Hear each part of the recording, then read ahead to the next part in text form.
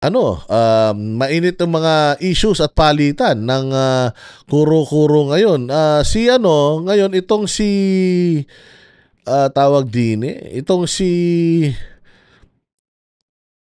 ayan, pakinggan lang natin yung speech muna ni Kitty Duterte at natin. Tingnan natin kung how she is evolving.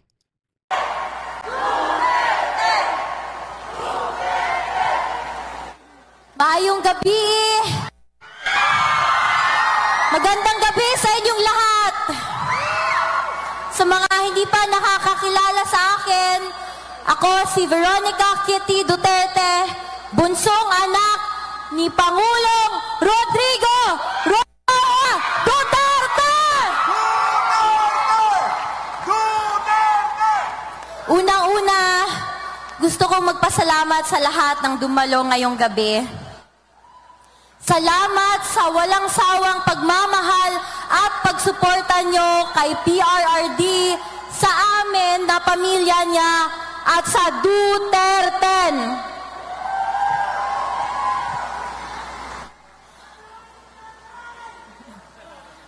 Nag-usap kami ni Dada Rudy ko kahapon. Sabi niya sa akin, ay sobrang proud siya sa akin. Bago natin ituloy yan, I heard yung balita ni Pulong Duterte na si Pangulong Duterte daw ay nangangayayat ngayon.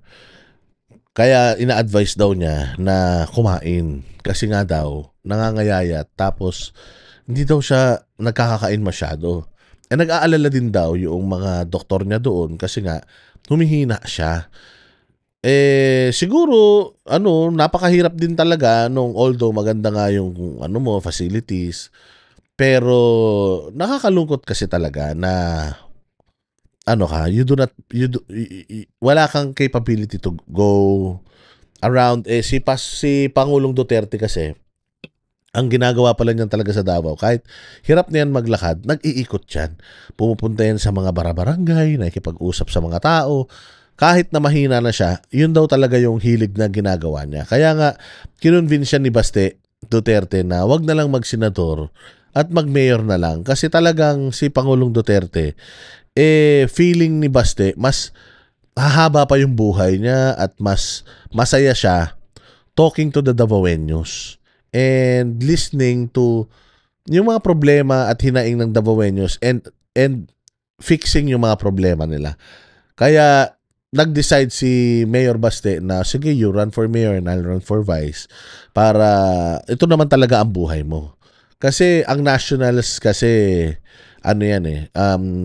popularity na lang yan. Majority may mga may mga nandiyan na ang tatagal na nandiyan pero wala namang mga talagang silbi. Kasi nga naman if PRD runs for Senate, syempre yung una sa lahat itong campaign hindi niya na kaya. Oo, dahil buong Pilipinas yan, may hirapan na rin siya. And ayun nga, he had to be in Manila, away from his family again, to be in the Senate, and so on and so forth. So, hindi na siya fit para kay Pangulong Duterte kasi si Pangulo gusto na lang talaga niya umuwi sa Davao para magstay sa Davao. Sabi nga niya noong nandiyan pa siya sa Malacanang, I remember, pauwi na sila, I think, mga Marso pa lang. Siyempre, di ba, ilang buwan pa yun. Sinabi niya na mag-impake na tayo. March, February pa lang daw. Nag-iimpake na si Pangulong Duterte at gusto nang umuwi ng Davao. So, ganun sila hindi gahaman sa kapangyarihan, di katulad ngayon. Kakaupo pa lang, iniisip na nila kung paano nila i-extend yung kanilang paninilbihan or kanilang kapangyarihan. So, talagang apples and oranges, hindi mo talaga may compare. Kaya nakakalungkot kasi nga, pagdasal natin yung health ni Pangulong Duterte because if something happens to Pangulong Duterte outside, I'm okay with Pangulong Duterte being imprisoned here in the Philippines, being tried here in the Philippines, and even die here in the Philippines sa mga karsel dito sa Pilipinas. Okay lang. Pero yung mamatay siya or mawala siya sa atin sa karsel sa ibang bansa, that is really unacceptable. And talagang magagalit ang taong bayan. And if that happens, magtago na talaga sila sa mga lungga nila dahil I am sure hindi lang batas ang uusig sa kanila at konsensya, pati taong bayan. At ipagpatuloy ko lang daw ito. Binigyang diin niya rin na mahalin ko daw kayo kagaya ng pagmamahal niya sa inyo. Bata pa ako, 21 pa lang ako, at ayaw ko talaga sanang makisali. Pero namulat ang aking mata at naintindihan ko ang mga prinsipyo at paninindigan na ipinaglalaban ni Tatay Digong. Mahal niya ang bayan niya nang higit pa sa amin na pamilya niya. May kasabihan na the only thing necessary for evil to triumph is for good men to do nothing. Yo, napakaganda nung binitawan ni Kitty na yon. Na magtatagumpay lang ang kasamaan kung wala tayong gagawin. If we will stay silent, if we will stay still, if magiging dead mythology lang tayo at para babayaan lang natin na ginagawa nila yung mga kademonyohan nila sa Pilipinas, magtatagumpay sila because alam nila na unang-una sa lahat, wala kayong pakialam. Alam nila na makakalusot sila sa mga korupsyon nila, sa pagnanakaw nila. Alam nila na kaya nila kayong bayaran. So kung magiging ganun kang klaseng Pilipino, wala kang kwentang Pilipino. Yun lang yun. Sabi nga, if God is with us, who will be against us? Di mga demonyo, di ba? It's one way or the other. Kapag pinayagan mo ang isang krimen, pinabayaan mo, nagpikit mata ka, parte ka nung krimen na yun. Isa ka sa mga korap. Kapag ang mga kurakot, pinabayaan mo na mangurakot. Ang magnanakaw, pinabayaan mong magnakaw. Hindi ka umimik kahit may alam ka, hindi ka nagsalita kahit may alam ka. Kasalanan mo yun. Parte ka nung corruption, nung pagnanakaw, at nung krimen na yun. Ito ang nangyayari sa Pilipinas ngayon. Walang tumatayo para ipaglaban kung anong tama. Alam mo, tama yan ha. Yan ang nangyayari sa bayan ngayon. Walang tumatayo para ipaglaban yung tama. Actually, patama ito sa mga uniformado natin na dapat nagsisilbi sa taong bayan. Dapat ay hindi kasi dapat nagsisilbi ang pulis at ang sundalo sa kapangyarihan eh. Dapat ang pinagsisilbihan nila yung konstitusyon. Kapag mali ang utos, dapat pinapalagan. Hindi porket mga kawal kayo, mga alipin na kayo. Hindi po. Meron po kayong kakayahan na pigilan yung krimen, lalo na kung alam ninyo na magiging parte kayo nun. Sa mga sundalo at mga pulis, katulad din ng sinabi natin kanina, kapag pinabayaan ninyo ang gobyerno na ito na magnakaw, magmalabis sa kapangyarihan, manghuli na lang dito, manghuli dyan, magdemanda rito, magdemanda dyan, kumamkam, pumatay, manakot. Kapag pinabayaan yun at ang pinakamasaklap sa lahat, tinulungan nyo sila na gawin yun, sumunod kayo sa kanila kahit na alam nyong mali, parte po kayo ng krimen na yan. Maaaring makatakas kayo sa batas sa Pilipinas, pero hindi kayo makakatakas sa batas ng langit. Lagi niyong tatandaan yan. The day of reckoning, laging dumarating yan. Karma, laging dumadating yan. Hindi man ngayon, pwedeng bukas, sa makalawa, pero sigurado, darating yan. And when that day comes, huli ng lahat para mag-repent. Kaya kailangan, ngayon pa lang, tumutol na kayo sa kung ano yung mga nakikita ninyo na mali. Dahil pag hindi ninyo tinutulan yun at alam nyong mali, hindi nyo pwedeng sabihin sa langit na, hindi, sumunod lang ako sa utos. No. Part ka nun. Part ka nun. Part ka nung krimen, nung scam, nung corruption, lahat, parte ka. Doon ka sa impyerno. Mga kababayan, mga kabataan, magboto tayo ng tama. Magboto tayo ng may puso para sa pagserbisyo. Ngayong eleksyon sa May 12, 2025.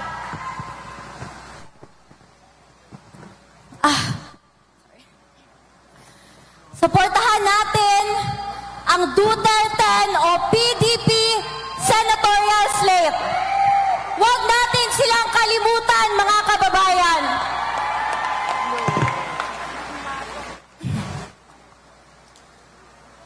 Muli kong iaabot ang bilin ni Tatay Digong para sa bawat Pilipino. Sinabi niya ito sa akin. Do good. Fight for your country and fight for what is right. Sabi niya, huwag kayong mag-alala because this is not forever. God will intervene. And He sends His love to all the Filipino people. Daghang salamat! Maraming salamat! And God save the Philippines! Ito magaling talaga si ito magaling talaga si Kitty Duterte. Ang ganda nung kanyang speech. Talagang tagos sa puso at dito nga sinasabi niya na nagsakripisyo yung tatay ko for us, for you, for the Philippines. Sa totoo lang, mas minahal nga kayo ng tatay ko kaysa sa amin. Kasi mas may panahon siya sa inyo kaysa sa amin. Na until now, na dapat inispend na lang niya yung time niya with us, family, hindi. Sinakripisyo niya pa yung kanyang kalayaan para sa inyo. So, ibalik natin yon. Sabi ko nga hindi tayo iniwan ni Pangulong Duterte kahit kailan. Kaya sana wag din natin siyang iwan. Sana yung kaisa-isang pangako natin sa kanya na iboto itong 10 ito, sana mag-adhere tayo. Yun sana ang lagi nating isipin. Yung sundin natin, sumunod na lang tayo kay Pangulong Duterte because yung wisdom ni Pangulong Duterte and the direction that he wants to lead us, talagang sa magandang maayos na Pilipinas.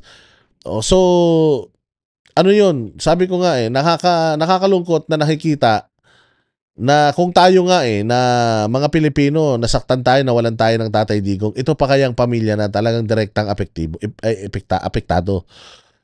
So, kaya bilang ganti, sundin natin si Tatay Digong. Yung 10 kandidato, iboto natin. Meron akong babasahin yung letter ni Kitty kay Pastor Apollo Kibuloy. Very touching ito. Gusto ko lang marinig ninyo. Dearest Pastor, you baptized me as a baby. You had me smile and wave on your floats during your annual birthday festivities. You showered me with gifts, both spiritual and material. Now I am 21 and I am campaigning for you.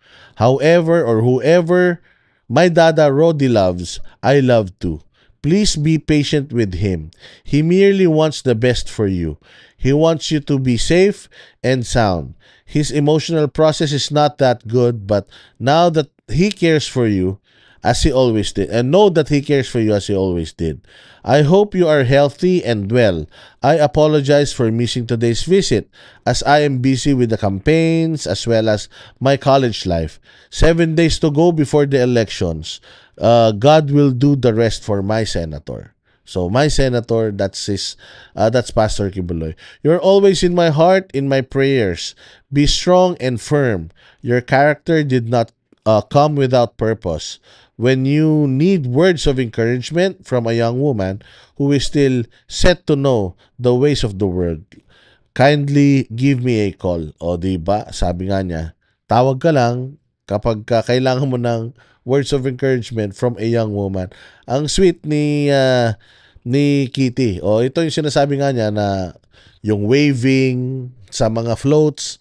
Kasi 'di ba, yung Children's Joy Foundation or yung Children's Day, National Children's Day yata yun.